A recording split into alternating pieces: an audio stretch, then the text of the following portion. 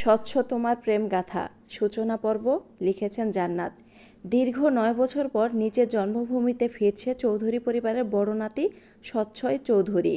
সুদূর আমেরিকায় উচ্চশিক্ষা সম্পন্ন করে আজ সে ফিরেছে নিজের শিকড়ে, নিজের মানুষদের কাছে।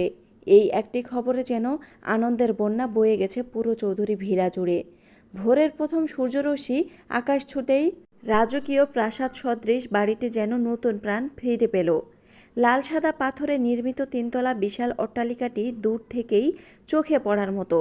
সামনের বিস্তীর্ণ সবুজ লনের ঠিক মাঝখানে ইতালিয়ান মার্বেলে তৈরি মনোমুগ্ধকর ফোয়ারা, যা স্বচ্ছ জলরাশি সকালের আলোয় হীরের মতো ঝলমল করছে। দুই পাশে সারি সারি কৃষ্ণচূড়া, রাধাচূড়া আর রজনীগন্ধার বাগান পুরো পরিবেশকে করে তুলেছে আরও মোহনীয়। প্রধান ফটক পেরুলেই সমস্ত ড্রাইভওয়ে সেখানে সারিবদ্ধভাবে দাঁড়িয়ে রয়েছে একাধিক বিলাসবহুল গাড়ি। বাড়ির চারপাশে কড়া নিরাপত্তার ব্যবস্থা থাকলেও ভেতরে পা রাখলেই অনুভব করা যায় এক উষ্ণ ভালোবাসায় ভরা পারিবারিক আবহ। আজ বাড়ির প্রতিটি দেয়াল, প্রতিটি করিডোর, প্রতিটি বারান্দা যেন উৎসবের রঙে রঙিন।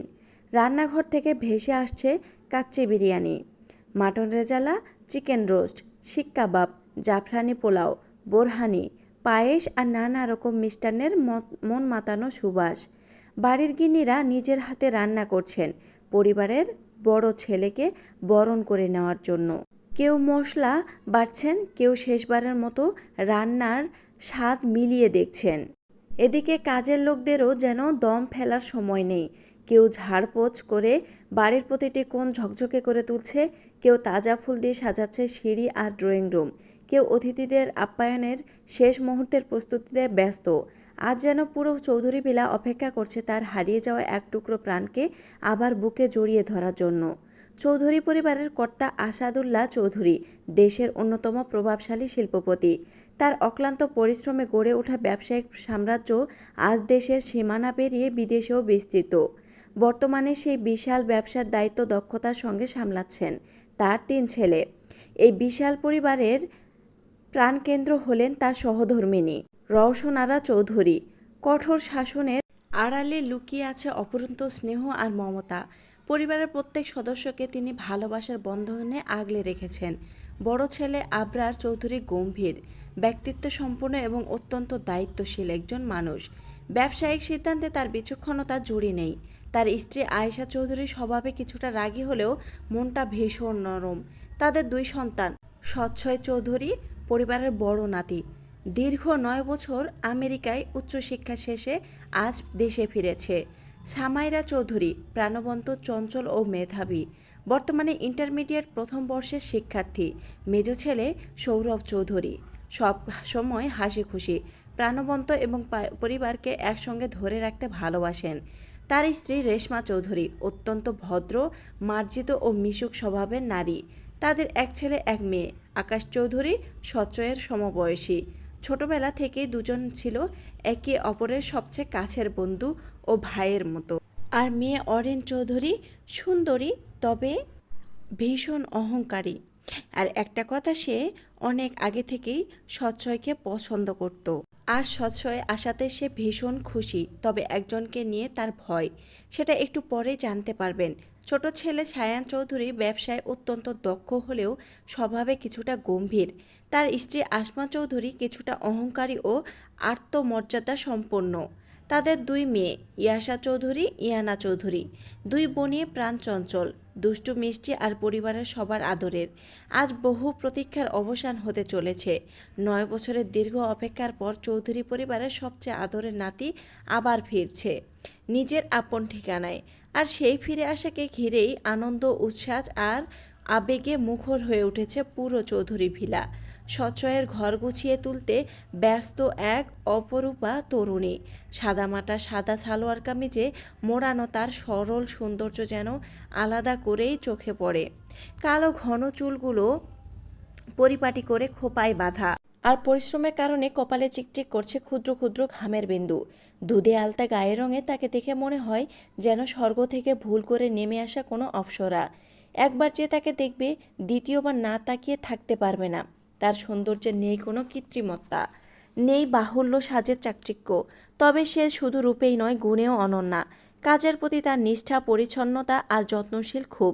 তাই তো বাড়ির সচ্ছয় চৌধুরীর রুম গোছানোর দায়িত্ব তার হাতেই তুলে দিয়েছে। কারণ বাড়ির বড় নাতি সচ্ছয় পরিচ্ছন্নতা ব্যাপারে ভীষণ খুঁতখুঁতে। তার ঘরের প্রতিটি জিনিস থাকতে হবে নিখুঁতভাবে সাজানো, ধুলোর সামান্য অস্তিত্বও যেন সেখানে না থাকে।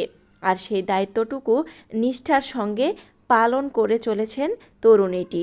ঠিক তখনই পিছন দিক থেকে তীক্ষ্ণ কণ্ঠে ভেসে এলো, এই তোয়া! ডাক শুনে থেমে গেল তরুণীটি। ধীর পায়ে ঘুরে দাঁড়াতেই মুখের কোণে ফুটে ওঠে মৃদু হাসি। সেই হাসি যেন তার সৌন্দর্যে নতুন এক আভা ছড়িয়ে দিচ্ছিল। বড় বড় মায়াভরা চোখ, দুধসাদা কোমল মুখশ্রী, কপালে ঘামের ক্ষুদ্র ক্ষুদ্র বিন্দু আর ঠোঁটের সেই হাসি, সব যেন মেয়েটার সৌন্দর্যকে আরও দ্বিগুণ বাড়িয়ে তুলেছে। কিন্তু এই অসামান্য সৌন্দর্যই অরিনের চোখে হিংসার কারণ। তোয়ার দিকে তাকালেই বুকের ভেতর অকারণ এক হিংসা দাউ দাউ করে জ্বলে ওঠে তার। কেন যেন মনে হয় মেয়েটার এই রূপ একদিন সব কিছু কেড়ে নিবে।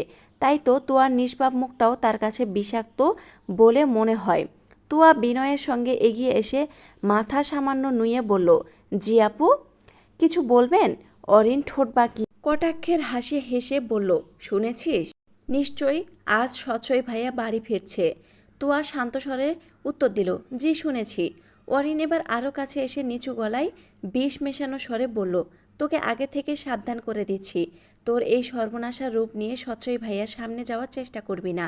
যদি একবারও দেখি ওনার আশেপাশে ঘুরঘুর করছিস তাহলে তোর খবর আছে। এক মুহূর্ত থেমে তোয়ার দিকে তাচ্ছিল্যের দৃষ্টিতে তাকিয়ে আবার বলল, মনে রাখিস, তুই এই বাড়ির কাজের মেয়ে, কাজের মেয়ের মতোই থাকবি। নিজের সীমা কখনো ভুলে যাস না। আমি যা বললাম সেটা যেন মাথায় থাকে। কথাগুলো ছুঁড়ে দিয়ে আর একবারও পেছনে না তাকিয়ে সেখান থেকে চলে গেল অরিন। তোয়া কিছুক্ষণ নির্বাক হয়ে দাঁড়িয়ে রইল। চোখ দুটো ধীরে ধীরে নত হয়ে এলো। বুকের ভেতরটা কেমন যেন মোচড় দিয়ে উঠল। তবুও মুখে কোনো প্রতিবাদ করার ক্ষমতা নেই তার, কারণ সে এই বাড়ির কাজের মেয়ে। সে শুধু দীর্ঘশ্বাস চেপে আবার নিজের কাজে ফিরে গেল। কারণ এই বাড়িতে প্রতিবাদ করার অধিকার তার নেই। নীরবে সব কিছু সহ্য করাই যেন তার নিয়তি। তোয়ার জীবনে সুখ নামের শব্দটা যেন কোনো দিনই ছিল না। খুব ছোটবেলাতেই বাবা মাকে হারিয়েছিল সে। পৃথিবীটা তখনই তার কাছে অচেনা আর ভয়ঙ্কর হয়ে উঠেছিল। রক্তের সম্পর্ক বলে যেটুকু আশ্রয় মিলেছিল সেটা ছিল মামার বাড়ি, কিন্তু আশ্রয় পেলেও ভালোবাসা আর আপনত্বের ছোঁয়া আর কখনো পায়নি। মামা তাকে নিজের মেয়ের মতোই দেখার চেষ্টা করতেন, কিন্তু সংসারের শেষে কথা বলতেন তার মামি। আর সেই মহিলার চোখে তোয়া ছিল শুধুই অতিরিক্ত একটা বোঝা। সকাল থেকে রাত পর্যন্ত বাড়ির সব কাজ করতে হতো তাকে। সামান্য ভুল হলেই জুটত অপমান, গালমন্দ, কখনো বা মারধরও। তবুও তুয়া মুখ বুজে সব সহ্য করত, কারণ সে জানত এতে মানুষের কষ্টেরও কোনো মূল্য থাকে না। তবে একটা স্বপ্ন সে কখনো মরতে দেয়নি, পড়াশোনা। হাজার কষ্টের মাঝেও বইগুলো বুকের সঙ্গে আগলে রাখত। বিশ্বাস করত একদিন এই শিক্ষায় তাকে নতুন জীবন দিবে। কিন্তু সেই স্বপ্নটাও ভেঙে দিতে চাইল তার মামি। একদিন বিকেলে কয়েকজন অচেনা লোক বাড়িতে আসে। তাদের সামনে সাজিয়ে দাঁড় করিয়ে দেওয়া হয় তোয়াকে। মাথা নিচু করে দাঁড়িয়ে থাকা মেয়েটা যখন কথোপকথন শুনতে পেল তখন বুকের ভেতরটা কেঁপে উঠল। তার বিয়ে ঠিক হয়ে গেছে। যার সঙ্গে বিয়ে সেই লোকটির বয়স তার বাবার কাছাকাছি। মাথা ভর্তি পাকা চুল, মুখে বয়সের গভীর ছাপ, অথচ সেই মানুষটিকে তার ভবিষ্যৎ স্বামী বানিয়ে দেওয়া হয়েছে কেবল কিছু টাকার লোভে।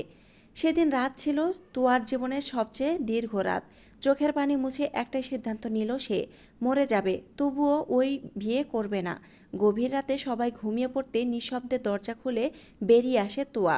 গায়ে ছিল শুধু একটি সাধারণ সালোয়ার কামিজ, হাতে ছোট্ট একটা ব্যাগ। সেই ব্যাগে কয়েকটা বই আর বাবা মায়ের একমাত্র ছবিটা। অন্ধকার রাস্তা ধরে দিশেহারা হয়ে হাঁটছিল সে। কোথায় যাবে, কি করবে কিছুই জানতো না। শুধু জানতো পেছনে ফেলে এসেছে এমন এক নরক যেখানে আর কখনো ফিরে যাওয়া যাবে না। ঠিক তখনই তার সামনে এসে থামলো একটি গাড়ি। গাড়ি থেকে নেমে আসেন আসাদুল্লাহ চৌধুরী। মধ্যরাতে একা এক তরুণীকে কাঁদতে দেখে তিনি এগিয়ে যান। প্রথমে ভেবেছিলেন হয়তো কোনো দুর্ঘটনা ঘটেছে। শান্ত গলায় সব জানতে চাইলে তোয়া কাঁপতে কাঁপতে নিজের জীবনের সমস্ত কষ্টের কথা খুলে বলে। সব শুনে কিছুক্ষণ নিশ্চুপ দাঁড়িয়ে থাকেন আসাদুল্লাহ চৌধুরী। তারপর দৃঢ় কণ্ঠে বলেছিলেন, ভয় পেও না, আজ থেকে তুমি একা নও, তুমি আমার সাথে যাবে। এইটুকু আশ্বাসে বুক ভরা কান্নায় ভেঙে পড়েছিল তোয়া। তাকে নিয়ে আসা হয় চৌধুরী বাড়িতে, কিন্তু বাড়ির সবাই এই সিদ্ধান্ত মেনে নিতে পারেনি। এক অচেনা মেয়েকে বাড়িতে আশ্রয় দেওয়ায় আপত্তি জানিয়েছিল অনেকে। কেউ বলেছিল রাস্তা থেকে তুলে আনা মেয়ের কোনো ঠিক ঠিকানা নেই, আবার কেউ সন্দেহে চোখে তাকিয়েছিল তার দিকে।